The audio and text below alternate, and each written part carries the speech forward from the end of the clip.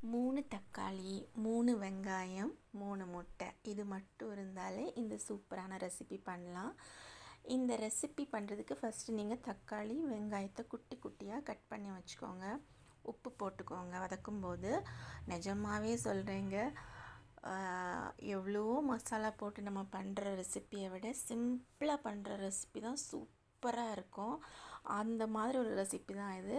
இதில் தக்காளி போட்டதுக்கு அப்புறமா கொஞ்சமாக சில்லி பவுடர் போட்டுக்கோங்க. அதாவது தனி மிளகாய்த்தூள் போட்டுட்டிங்கன்னா வேறு எதுவுமே கிடையாது இந்த ரெசிப்பியில். ஒன்லி சால்ட்டும் தனி மிளகாய்த்தூளும்.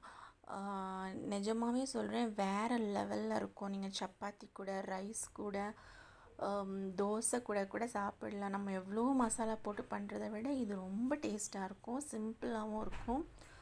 அதுக்கப்புறம் நான் எனக்கு காரம் கொஞ்சம் ஜாஸ்தியாக வேணும், அதனால் கொஞ்சம் கூட எக்ஸ்ட்ரா சில்லி பவுடர் போட்டிருக்கிறேன். அதுக்கப்புறமா 3 முட்டை உடச்சி விட்டுருக்கேன்.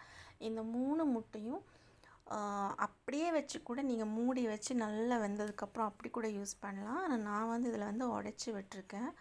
உடச்சி விட்டுட்டு நல்லா கிண்டி விட்டுக்கோங்க, மீன்ஸ் கிளறி விட்டுக்கோங்க. அதுக்கப்புறமா கொஞ்சம் நேரமாக வெயிட் பண்ணிவிட்டு கொஞ்ச நேரம் கழித்து இன்னும் கொஞ்சமாக கிளறி விட்டிங்கன்னா இந்த மாதிரி அந்த முட்டை நல்லா வெந்து ஒன்றோட ஒன்றா அப்படி அழகாக வரும். இன்னும் கொஞ்சம் கூட நல்லா வேக வச்சிங்கன்னா இன்னும் சூப்பராக வந்துடும்.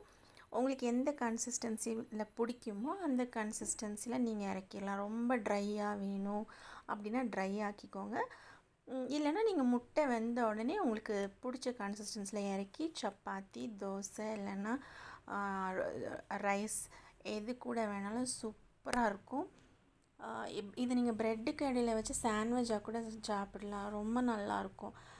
கண்டிப்பாக இது ட்ரை பண்ணுங்கள். இது ஒரு மஸ்ட் ட்ரை ரெசிபி. ஏன்னா ரொம்ப எஃபர்ட் போடாமல் சிம்பிளாக பண்ணுற மாதிரி இருக்கும், ஆனால் டேஸ்ட்டு வேறு லெவலில் இருக்கும்.